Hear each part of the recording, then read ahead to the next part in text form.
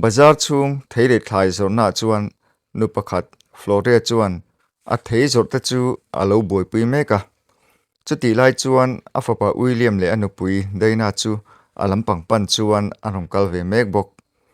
anu bularon thlen chuan William chuan kanu ilo da mem ti in anu chu an kawa chutian local anu nan mu chuan makalo ti hle mai tong chu mai na chang po hrelowa William chuan anu chu bia in kanu kanong kal hi makiti hle ni mo voin hi katan hun poi mo takania chu wang chuan boi hle mala chun thingpui in puya karon som du che ni ti in anu chu an hrila chu thu an hriat chuan anu chu alom hle mai ani mo kawan lom tak ngoi ro ka bron hi kan phelok nge ti in a bron chu phelan tuma chutia a bron phelan tum lai chuan William anu pui daina choron tong chuakin ngoi lok ro kanu khatiang thom hno ne na kan pulai lo kal chuan a fu che lawang ni danga local zok me ro ti in an suya chutia daina ina ron soi chu flore po chuan mak ati hle mai ngoi rengin an ni chu enduna chuta daina choron tong chuak le in kanu restaurant a chuan mipa ngai tak tak nal tak takin en thuama tin ke ni pok ain thuam na hen en la nange in thuam na nen chuan ain ang lo hleang chu wang chuan ni danga nal zokin i local don ne ti in an thrila chutia an soi chu an pianula chuan alo en renga makpo ti ve hle mai he nula ming hi joli ani William chu ron tong chuakin nu tak joli he hi kanu nia ka te te taka min en kol tu ni thingpui in puya ka soma tuna nangin remiti lomo awamak ve ti in anupui chu an zota daina chuan a pasal lampang chu hoin ka hrialom inu ti chu ka hria keipon kanu tin ka ko thina ni Mahse voina hian ain thuam dan ain chei dan hi enro kanin thuam na le kanin chei na nen hian ain mil thot lowa nangma hi mi in an hmu niam pha vek thei che ni chu wang chon ni danga ni me ro se ka ti ni kha ti in ampa chuan changa an pian nula joli po chuan lo thlir ve rengin makati hle mai chu tiang bok chuan in flore po chuan in chutia a Monu in an tong khum chu makati hle a en ho reng rengot an hu dewa chuan flore chu ron tong chuakin ka fapa in veina hian thingpui in puya min soma ka lo hlim ve em a ni Mahse la nang ka Monu in bulaka kale phal lo mo awan mak ngai ve ka fapa hian engtik lai main min za pui ngai lo sin Mahse nang chuan tu na min za pui nia ti in an soi ve deuh faka deina chuanin ka za pui chen ni lowa ni Mahse la thil thatur zo ka ni danga hun tho zo kila neinga kini pun hun tho zo kan nei dona lom tu na chuan i thei zor te kha kalsana ngai don sia a boi thak dona sin ti in chuan lam chu an siama William chuan voin hian kanu hi surprise ka tuma ka tum ang nge chung ka surprise ni Mahse la ka thil tum chu tu na hian a hlotling lo ni hi anupui daina lampang chu anin daina kanu hi ka hmangai sin tu na ka thil tum chu ti hlotling thei lovin min siama mo kanu nen hian thingpui kan indun lo na po arei to sin kan open line engkim ani chuan du takin min pe a voina hian chu tiang chuan ti lel ve ka du ni ti in anu chu an hrila deina chuan du tak thil hi van thiam thei lo tak ni china ka soi khei la hrelo mi tuna chuan atan po hun thol ani lova itan po hun thol ani lo nakina nuam devin ani ho hian thingpui chu kan in ho dona lom kanu min lo thiam ram ro ni danga hun tho zo ka kan in ho don ni ti in William bana chuan a kai ta ngal deya William po chuan hre tak chung si hian anu chu azui ve a anu chu thlia zui wongin anu po chuan aron thlia zui ve renga dainai ro a man mo ti hriat tak hian hoi po a hoi le du lo flore chuan a fa te kal liam chu a au zui loma a rel ru na hle mai an ron thlen tira a fa pai nan som dana a lo lom man te reng nen an kalsan le te dei si chutia rilu na taka omlai chuan a hnung lampanga tang chuan a bula thu jali chuan aron kowa madam Floria kha i Monu mo awan mak ngai ve ti in aron zota Floria po chu ron hoilet vatin oni e ani nei na po ala reilu tuklowa ani nei nuwa mundangan omhala ke chu ke ma chawin kom ka fa panen po khan kanin mukhal tuk ti in alo chang zungzunga joli chuan ani tak chu male i fa pa kha chuanin a hmangai mel hle mai che anti chun zoma flori po chuan lo chang ve le in trap deuh pur chung hian nia ka fapa kha chuan min hmangai lutuk ani po khan min ngaia ke po hian ka ngai thina sin Mahse ka Monu kha adik lewani an tirngota joli po chuan a thin rimpui ve hle ni turani an chunsom pui ngal borbora nia adik lewani kha helai hmuna anu painan rongkala a pasalin thimpui inpui a som chea ni Mahse la bazar hmuna nge hian a pasala thu chu an hnial ngamania khatian hnil dana rengot po khan nupui thatak chu ni theilowin ka hria ti in Floria mai engpo zalawin a Monu chu a real chumzum ngal borbora Floria po chuan ka fapai nupui nei hun ka ngak lel em a ni Mahse la nupui ron nei ta chenga ka tan chon ril ru hana hlirani kalonom sakve phate kan beisia ni Mahse la tun hun hi kan thleng ta si ti in ril ru nu takin an pahnia hriat tok lek chuan an soya joli chuan ka fan khongai tak che em Mahse I ma ko eng hun tur chu a lo le thleng ve em ang pathian hena han tong trai phot la ti in an nema chu thu joli nan soita ka chuan Floria po chuan chunglam pang chu enin mengreng chung chuan atong trai nga la William atenu pa po an in chu thleng to in an kong kha chu aron honga anu chu ron masa zokin phone hi rong khoi lutin aron hlim mel le a akal kong reng renga ngai saklo William chuan mong chang in kong khar chu an khara aril ru hlim lo ti a hriat hle mai chu ti lai chuan an nu chu thuthleng ba na chuan thu in a phone charger chu a lo la en renga William chuan o han thian khar pa in du tak voina kanu chungai tong dan kha karel ru lom lo hle mai an tia chutia an pan ron tia wang chuan deina chuan a phone in lai chu an da thadewa an pa chu aron mel kar mai chuta ron tong chuakin engei lom lo na izo om na tur hlira ni ka ngai tu ani voina khan khatiang a thuam nen khan restaurant at kalpui taila mi inan hmu hniam dan tur chahi ingai tu phak lo mi ti in an pa chon thrila chuta William chuan kanunia ka za pui hau lawang eng ang pon om selak ka za pui turani lo kano sen lai tangin duat taken min an kola tuna ama kanu ngei kha ka za pui ringamo iril ru mak ngai ve an tia aril ru na chu a trap deuh pura deina chuan ni sukhian inu chi van tran ngai vele idu le vakal ro ke chu eng ang pon min som ala karon kal top lawang ni danga hun thol zo ka kang kaldon ni ka ti point tu na iron soi chuk le ania nang hi nia mak fe jok ni ti in a thin rim ve hle a William chu ron tong chuk le in voina bazar ka nu za tur je kha ingai tu ngai em kanu kha thing pui in turin ka soma lim tak le phur takin in thla ka tu mani kha ni Mahse la thian ho jinga te khan mul phu takin omasin kang kalsun huwa entin ngan sueng ti po I pha ka mi ti in an nu chu an zota deina chuan a pasal mi ta chuan chiang de win ena hei hi sharo inu nge ke hi min du jok ti hi I thana la ngai mai the ni ka kaldon ka in boldon ti in a phone khoi chung chuan a kalsan ta deya William chu arel ru nine a thin rim ti a hriat hle a engtin ma anu chu chang to lovin a kal chu en ringota a kut chu a hum ru ngut ngot ringot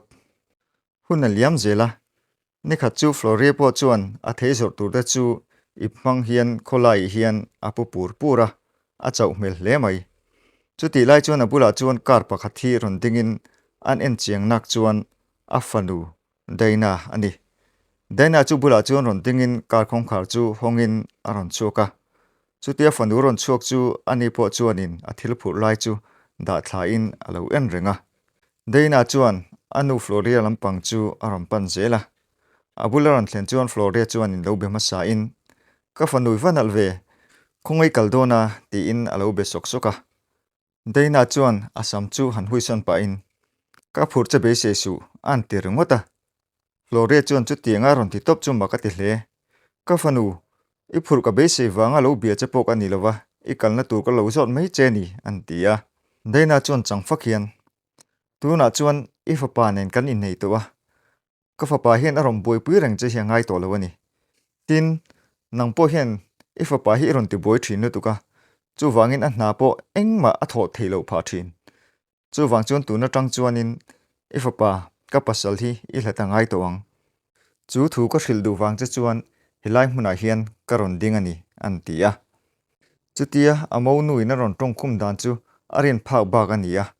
Makpo ti hle in engma sui na chang hrelo hian a ding renga. An hu dewa chuan in ngai tu harin a thin rim ve hle a. Nang hi ka fa pa nu pui chu in na meu mai. Mahse ka fa pa hi ka hmangaya. Ani pon min hmangai ni. Ano pante lai tang ka en kolonia. Tuna rilo te in neya. Ke hi min ning em mo. Eng ang mei chiang nge moi ni le ti in thin rim tak hian an khuma. Daina chu nui deuh sukin ifa pa hi kanuna hian a nget lutuk. Chu wang chung ka hre chiang ani. Nang chu la kal san thui don che. Tin in company po hi ka mingin ala omvat don ni. Chu lo ngai reng ro. Chu mi huna chuan ifa pa hi ka kal san ve tonga. Edu to kin in panhin in la om don nia. Chu mi lo thlen hun tur chu ka ngak hlel to te ngai nia. Alo thleng tuayang. Ifa pa mol deuh hi chu kala kal san thui don alom ti pa in ain hernguta ka lampang chu panin kara chuan lutin a kal san ta deya. Floria chuan daina kal chu a kal liam thlengin a thlir zui renga. A rel ru na hle mai. A tong khum dan zong te kha an ngai tu leta. A fa pa chu hril tur nge hril lo tur ti po chu a ngai tu thiam lo. Ril ru na tak chuan chulai kong pui a chuan a trap ta ringota. Daina kal po chu mun pakhat nuam deuh hi thlengin chulai mun chu a re nuam hle mai. A ril ru chu a thoveng ti hriat takin a nui deuh sanga. A pi loka chuan mi pakhat lo dingin chu mi lampang pan chuan kal ngalin. Dutak mi long hak rei tu em ti in an zota. Chu pa po chuan rang taka daina lampang chu panin. Ngak reil tuk leve ti in alo chang ve maya. Daina chuan zona han son ha zungin. Enge kam plan chu fu chho don em. Chan chin ka hre chak to te ngai nia ti in an zot ngal zunga. Chu pa chu an in kuang kwa te a. Zoi muanga ron tong chuakin. Thil hi iman mo theilu tuka. Ani rem rum chuan thil hi a fel lo thei thin. Chu wang chuan phim khur taka che ta ngai a. Tuna chuan ma son nul tuk chu om hri lo nia. Mahse ri lo te kan nga deuh chuan a lo thleng thuai mayang. Nang hian in pa chu i lo kar ve deuh hlek chu ngai don ani. Ka soi om zia chu hri em. In na le i zei na khai man tang kai ngai ni mai ti in an fuya. Chu tia zei le nal an ti chu daina chu an ner deuh saka. Chu ta ron tong chuakin nia eng tin mo tran kalak chu ngai don ani. Kan pan hia dun vat hi ka chaka. Chu mi ni wang chuan nang po hma la turing ka du chea. Kan in mu chun lai hian midang in min muang ti hlom thei bok si. Phim khur taka kan che ta ngai ni. Tu na po hin hei ka kal leu hun to dona. Chan chin chu phone mangin mo ka in thil zel mai don nia. Hei tu na po ka ron chuak zok ani a. Min lo rin hlel main ka kal leu va ta ngai ni an ti a. Chu pa po chuan ole ni e kan bezel don nia ti in daina po chu akal ta nga la. Chutia daina kal ta po chu pa chuan a thlir zui renga. Muang changin atar mi chu an la chuka. Atar mi chu han bunin zoi te nan phun chuka. Nang daina kha le chan kha min bum tua. Tuna mi dang bum mi tum le mo. Ka pui don che mo in tia ilom ve em a. Ni ma sila tuna mi hi ka phuba lak na tura niyang. Kha le chan ka hre om takin min siama. Tuna chuan zak takin ila om ve khopang. Ka ngai zong tir le mai che ni hi. Inga tan ma ka ti to lo che. Nui ni to kha an te zuya. Huna liam zela. Ni khat chu William chuan anu chu to in anu kong khar chu an hong deka. I pol hi a khai bok. In chunga lu vele chuan anu thu thlenga lo thu chu. Kanu ka lokal ti in an ko ngal thoya. Chu tia fa pa lokal chu makati hle a. Che lo chang lo hian a fa pa William chu a lo thlir reng rengot. Chuta William chu ron tong chuak le in. Nu min hre lo mi. I fa pa William a. An ti le a. Chuta anu Floria chu lo har chuakin. E ka fa pa du tak. Lokal ro ka ngai thin lu tuk jasin ti in a fa pa chu a lo kuwa chonga. A fa pa William po chuan anu chu kuwa in an hlim dun hle mai. William chu han thu tha in. Nu voin hi katan hun poi mo lu tuk ania. Kan company kum ni ani na chia ni. Chumini wang chuan ibula hin lo kal lo hi ka hlau em a. Ma nei thil o deuh isoi kha kala hra renga ni. Tu na hian hilai ka ip khai hian chu oma. chu itan ngei mai karon leya kan company kum ni atlin lom nan he thil hi kalei che ni chu ai poi moi hriat tur chu ka hmangai che kanu ti in anu chu an thrile te a Floria po chuan ka hmangai che boya ti in lo chang ve thoya anu thil ken sak chu anu chu pe in anu chuan muang changin an hong dek ka ip chung om an hmusit chu alom hle mai rang takin an phor chuk nga la a fa panhe na chuan boya heng te chu a to om ro pui sia mana ka soi khai la shreng ani mo ivan fel tak an tia a fa pa William po chu alo ni vur vur ngota Floria chuan chu thum hno chu han in te chin velin alom hle a kawan hachak to tak he tiang hi ka nei phak ngai ka ring lo sin ka fa padu tak ka lom lu tuk ka hmangai che atimol mola William chuan kanu khatiang em lom thu soi ngai hlinem ifa pa kania I thil o chu le sak che ka chak zo ka sin thei pe sia chuan kan bula om la ka duwa ni ma sela tu na chuan a thei hri si lo nu imi ngai dam na hi ka ngai zo ka sin apoi ka ti hle ni nuam sa dewa om tir che hi ka cha ka sin ma se tu na chuan ka din mun hian azir hri lo tlatani nu engtik nia mo chuanin kan ma khu hi la enganga kan la om dun em ang ti in anu chu an hrila afa pa in chu tia an soi chu Flori chu alunga chetlat mai afa pa hne na chuan ka fa pa du tak ka ngai thin lu tuk che sin ino pan lai te itlang wal tan tir lai te kha ka ngai thua chok thina achang chun zana po hin kamu hil thei ngai lo mania bazara innu min tong khum dan te kha ka thin lunga hian ala cham ranga sin in kal hnu khan kabula nula thu khan miron nema inu chung chang po kalo hril veka sin kha nula khania nupui tan ka it ka ti thin ni nima sela nang chuan midang I thlang ta tat zo ka ma se ka dem lo chin ne ka fapa in nu pa khan hlim takin omula ka duwa nakina fa te in la nei venga nu le pa ten fa te kan hmangai dan chu in la sha chun zom ve mayang an tia William chu ron tong chukin nu keipon ka hmangai lu tuk che nia ka soi tong khan engtik nia mo chuan ila nuam sa ve don ti ka chiang ani nu keipon ka ngai thin lu tuk che lom tu na chung ka kalanga ya hun ka nei to hri lo ani ni danga ka rong ka le zia don nia ti in anu bianga chuan fopin a chu san ta nga la afa pa chuan hu chuan Floria chuanin afa pa korpek chu an en chenga a thin lung tak chuan a loma a thil o em chu tia nei thita chu a hnuk te po a ul hial ani hunte aliam zela tu khat chu Floria chu nal devin in chain afa pa te in lampang chu apana afa pa te kong khar bula chuan ding ranin kong khar chu an kik kar kara kong khar chu an ron hon mai lo wangin an kik non le a chumi hnuwa chuan kong khar chu ron in hongin afa pa William nge chu aron chuka anu ron mu chu makati hle mai e henu engei ron ti dona awa mak ngai ve lo koro ti in anu chu lomin in chung lampanga chuan a hroi luta in chung an han thlen chuan William chuan kong khar chu an khara anu chuan afa pa hne na chuan buya mania thil mi ron leitowa wen chu enga mo ka rong ken che ni he ka thil ron ken che hi ino pan lai po idu em thin le ingen zia thin ani a he tiang ingen phe chu inwana sa theilu tuk ti pa in a bek khai chu an zen ruk ruka chuta a bek khai tang chuan e tur in peksa hi ram phor chokin ka fa pa hei laro le ma na tang idu em khani a tu nei le du em o ti in a fa pa chu an pe a William po chuan anu thil pek chu lo lavatin an hong dek ka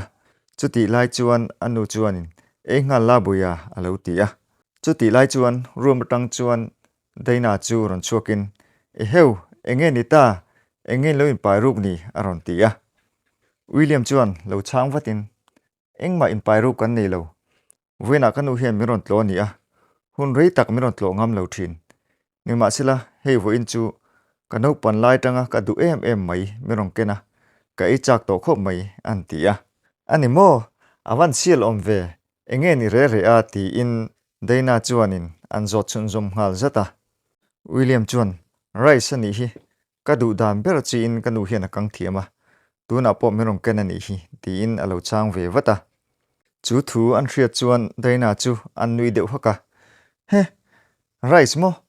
rice chu ke pon ka siam thiam lo tu ka lom ba ka siam boi ngai lo restaurant na tui deuh om tu lom an ti khuma William chuanin lo ngoi ro restaurant le nang pon siam thiam ti chu ka ria nima sela kanu siam anga tui hian in siam thiam lo tin hei ro kanu hian a fapatan du sak takin tuna hian miram pe ania khatin nang na koi zong in lo la khera sia su an ti ve faka chu min hu po chuan daina chu ala zam lo hle mai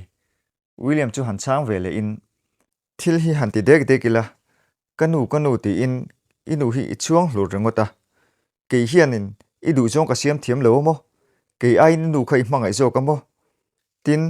tuna thil siam te kha ei tlak po ni don mi a thiang hlim po ka ring nek leve ti in an soi se sak le a chutia fa pa le Monu in hnial chu ama wang ani ti hria in a in thiam lo hle a fa pa bana chu vuanin boya in hnial to su engpo chu ni se ka va hodon tonga ka thil siam sak chu idu lo ni panin lo pai mai nga nima sila uluk le thiang hlim theiang bera itan lieu lewa ka siam ve nia tikhan ni lo kol thamei don nia ti in a fa pa hne na chuan an soya William chuan nu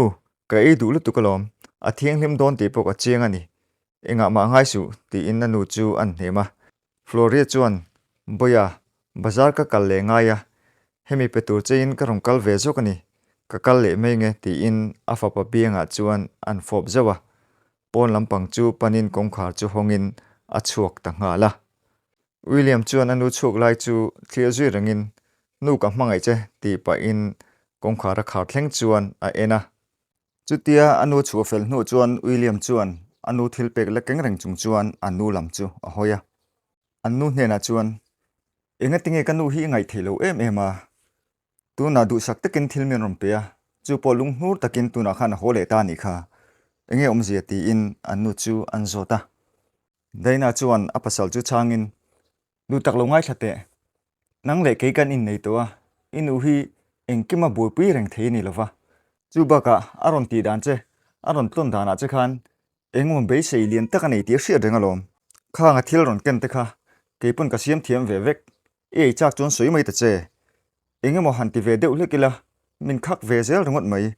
inuinia engai to ka tha thiam em che Mahse a zong a za engai to hi chu ka tha thiam thelo ni inu lo lan to photi chuan kan in ha hui ni nga rongot zel kaning lutuk ti pa in daina chuan pon lampang chu apan ta deya chutia annui na chuasan hnu chuan William chuan anu thil pek chu an honga chu anu thil pek a wang chuan alung oi ni ti a mela chuan alang theya daina chok ta po khan anu lo wo zui lo ni in nung lama tang chuan an kowa Floria po chu mongcha ngin chutia ko tu wang chuan an le hoya daina chuan anu hne na chuan kanu be sei ne in khati khan thil ron ti zia to su ka pasal hi keipon ka enkol ve theiti chiang takin ka hre ni chu wang chuan in tun hnuwa chuan mi ron ti boi to su an tia Floria chuan ka fanu du tak be sei nei le eng ma phut le nein thil ka ron ti ngai lo nia ka fa pa nia ka ngai thin em a chu wangin ano pan lai thil du zong de tuna ka ron pe mai ni ti in alo chang ve a Monu chuan ngoi mai la tum lo chiang hle mai ku jung chala han ko sak pa hian atok engma soi to su tuna chuan ila ka tangin a sang to ka pasalin to khongai takin tuna chuan kan in hi ka thu lovin ron rap to sung che tin he I pasal company a po hian ke pon share ka nei ve don ani chung thil chu nang chuan ni ron murenga chu wang chuan min ron ti boi se ka nei hi nang ma wangin kan hmalak na engma kal chak thei lo pha ron in lan to mi asung che an tia Floria ru chu anna hle mai aril run at wang chuan amit tui chu adang zo lova chuta daina chu ron tong chuak le in khang thil ron pek te kha keipon ka siam thiam ve veka tin ka soi to wang khan restaurant a po a ai tui zo ko tini fa pa po khan ai du tak tak po ka ring lo a pai dei don ti ka chiang ani an tia Floria chuan trapur chung hian ka fanu I pasal hian min hmangaya keipon ka hmangai sin tin nang po hi ka hmangai chea in nei don pon engkim thil thattakin kan soya min en ko zui vek po tiamani nima sela in nei hnuwa in hlim lo hlavin heti hian kom hranga chuti chung po chuanin nang chuan min po then zual le zele la tumania heng em hi chu có phanu du tok te ti in trap chung chuan an nge na daina chuan in nei ma le in nei nu hi eng main ang thei lo ani ruo man na sang mi hring chuan kan nei thei ve kalom khang in ruo man na te kha tu na chuan a hlot ling thei lo ani mai ka soi tong khan tu na chuan ka pasal ani a ka thuwa tur ani ve tho ani voi khat ka hril leng che tu hnuah chuan kan in hi ka thu lovin ron rap to sung che chu ka thu to pani chu frame ti in a kal san ta deya atu kalo ni a khuwa po thale hle mai van dum pol po chhungpa ra chuan alang moi hle a chu ti lai chuan William chu ina chuan ama chu ina oma an chung ka din mun te chu ngai tu in anu le anu pui chu in ngei se ti hle mai chu ti ngai tu lai chuan phone chu lo ri in phone chu rang takin an la a phone atang chuan mi pakhat hian ron bia in Mr. William ka hming chu Brandon ani I hne na hian thu tam tak soi tur chu kan neya ni Mahse la tam tak soi lo mai la irel rungai tu na chu a boi hle karing ngun devin lo ngai tharo tu na inu pui I duat em daina kha ka bial nu hlui ani ya ami zia engkim chu ka chiang thokhatin ka hria tu na po hian kan lein mu zeu zewa tu na I company kha aman ne tu mani chumi tu chun ruam man na min siam puya keipun kalo rem ti ve mai ni Mahse la kan ngai tu chianga a hmain kha ti khop khan rel run na le mang angin min siama kan chung ko sung le pai po min ei sakna sa ni tikam min kalsana a hne na hian ala ka hian phubalak ve ka du tlatani chu wangin tu na thil tum hi ati hlotin ma nge hian nangma nge hi thil che ka duwa I number he ka zong chu kani ka thu soi hi yoi lo ni chuan engkim a fi na ka phone a hian a veka kanin biak na zong po hi ka record vekani chumi chu hria du chuan nangpon ni ron en theyang tu na ka ron hril che hian I thina thong mai theya apoi ka ti hle mai ni Mahse la I hma kho ka ngai wang le keipon phuba ka lak du wangin he thu hi ka ron hril che ni ni hre thiam hra mang che ti in phone chu ana ta deya chu tia phone an da hnu chuan William chu angai tu na kal thui hle mai anu pui a hmangai em in chu ti chuan a lo tiang ti ring ngai na reng a hra si lo anu ti dan te chu an ngai tu le ta chu pa in aron hril dan zong te chu an ngai tu bok nen a rel ru boi tak zet ani anu pui chan chin le ruam man dan chu hria chen le zu la du tlat a phone chu han la chuak le in a hma ron betu Brandon chu an phone le ngala Brandon chu phone lo le ngal fatin William chuan Mr. Brandon William kha kania ni china phone call ai thu min hril khan ka thina thong hle mai engma han soi chun zum hoina po ka hrelowa I hne na po khan engma ka ron tong lo ni kha Mahse la kan ngai tu ka hma khuwa chu ingai tak zet ani chuan nangma ngei mu che ka du ni hun rem changa naktu ka khen local theila ka ti nge a kan ina in mu ngei ka duwa engkim mai chana chiang takin min hrila ka du ni chu tiang tur chuan khongai takin naktu ka hian hun nei ngem ina hian ka lo hma kang che ti in anzota Brandon po chuan hun nei thu thuwa lo changin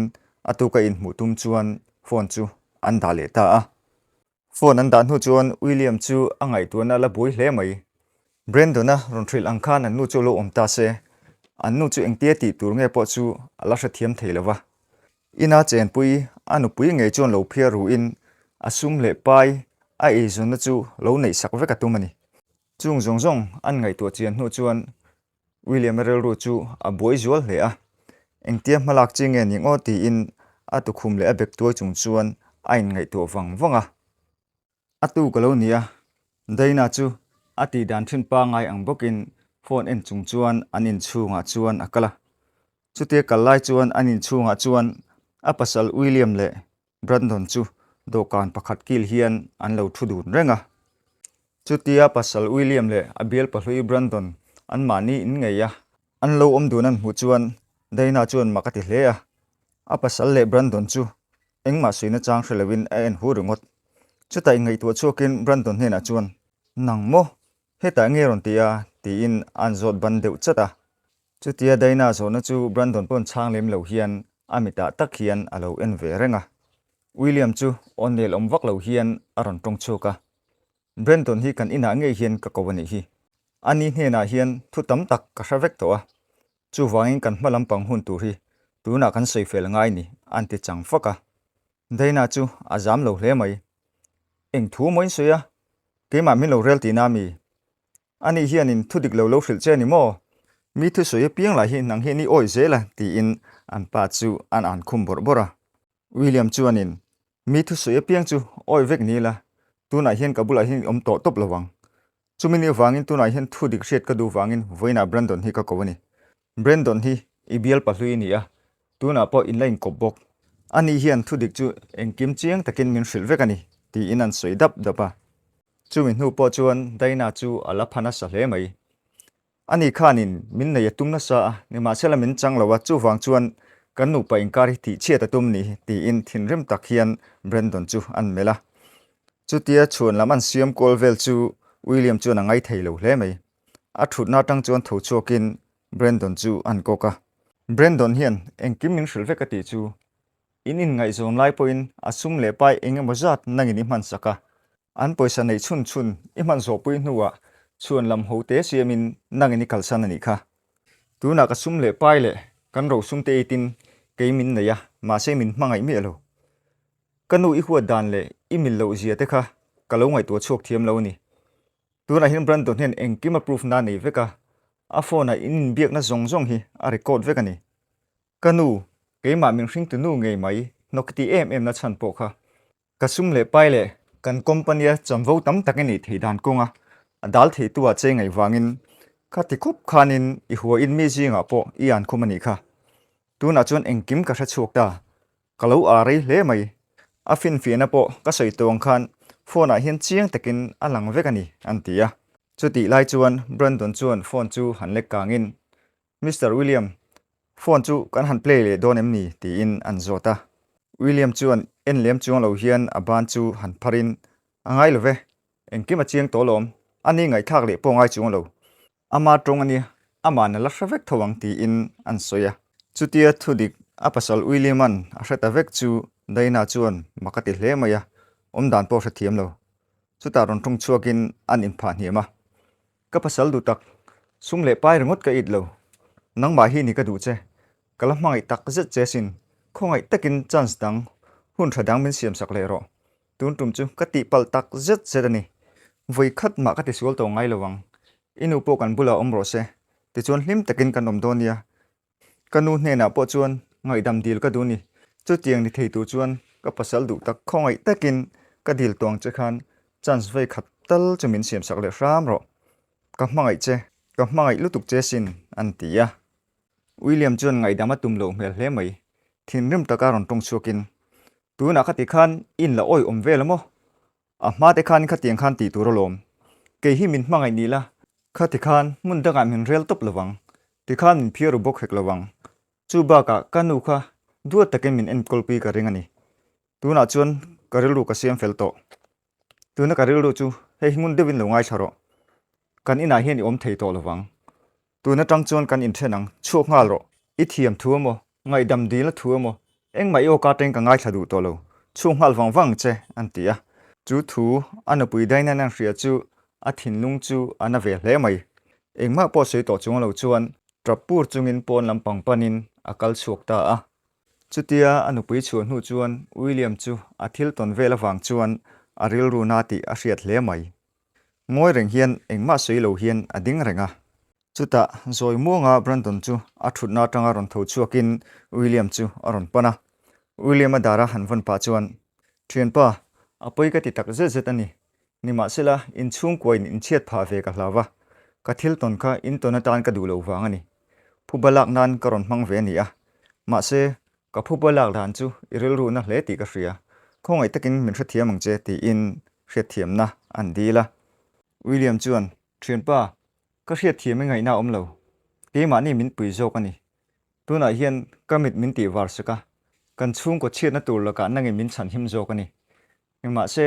ka hun ton hian ala zir hri lo ema wangin ke ma hi kala ngoi mai ni nakena chuanin nang hila biak le che ka dunia I chunga kalom tak zet zo ka ni imi trampuina wang hian kalom lu tu ka nia ti in lom thu an hrila chumi zo chuan Brandon chuanin ani le thimpa ka kalphot mai nge ni danga kan la in hule donia ti in William chu akal san ta ngala chutia Brandon kal hnu chuan William chu thutlenga chuan thu in atap tok loka ahun kal towa anu din munte anu padin munte tun din munte an ngai tua chuan aril ru chu anna hle a engma dang ti zai re lo hian atrap tlok tloka hun aliam zela kum khat an vei nu meu chuan William anu le Julie chu kothle mun nuam dewa hian an kala Julie hi bazara Floria theizorna bula theizor ve tho nula kha ani Julie chu William nian chuan ain betra hle a anin kara po hian engamo rete chu a omani chutia chulai kothle rang kal ho lai chuan an ma chuan William chu adinga an ding lampanga in chu han enin kanu he in hi tuna chuan I in to turaniang he in hi I in to turania nang manen kan khosa du nang nupui kalo nei le ni point kanupui nen kan pathumin helai hmuna ngei hian kan khosa ho tur ni ti pa in chabi chu anu lampanga chuan an lekwa a chu thu Flore le Jolene an han ria chu makan ti hle a an rin phak bak thilani wangin engma suina chang reng hian threlawani chutian ngoi renga wang chuan William chuanin kanu kha chabi chu la ta che in chunga te po lungai ni ti in an pe thrale a Flore po chuan lom takin chabi chu han banin ka fapa tuna ka thil ton hi ani thei tak tak donami kamu manga ni hialo mo ti in ala in ring hlel rum ruma William chuan kanu tuna I thil ton hi atak tak ani e imu manga ni ha ulawania khi ina ngei khian I du dan danin I khosanga khi in chunga khian nangma ilal berang ti in anu chu an hrila Floria chuan William a kut chu hanvan pa in ka fapa kawan chuang tak che em entika mo chuanin he tianga kala hlim ve hi ka ring reng ani fapa chuan takani e an ti Jolie po chuan Floria chu alompui ti hriat hle mai Floria chu han ko pa in William hne na chuan Mr William tuna chuan nu mangai na chu fa in mangai na vekina changlet ve ta ni hi inu ril runat zia thin kha kepon kalo muthina kan ti dun thin bok Mahse tuna chuan kha ril runat na kha a thei hil vek don ni hi an tia Floria po chu rontong chuakin ni e tuna chuan ka hlim to khop mai ka fapa du tak kabula nula hi inupui tan ka ite ngai ni ti in an fiam zawa William po chuan fiam thu ti takhian anin min dule dulo ni mai lom ti in ol samte hian alo changa Floria po chuan Julie en pa chuan chui hriamo an ti zawa chumi hnu chuan in lampang chu en chian tum chuan in kongkhar chu an pathum chuan an panta a hunte aliam zela tharuk an veile meu chuan William le Julie chu in nei to in ne khat chu mun nuam dewa hian an pathum chuan an leng howa an chunga din hunte engkim han soi hovin an hlim tlang hle a an hmalam pang hun turte fan nei hun turte in ron khom neu nevin Floria po chu a hlim hle mai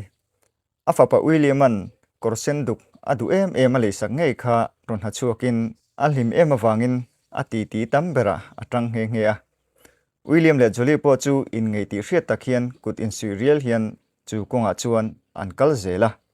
chutiang kal zelai chon kong sira hian meche pakhat thi alo tap kera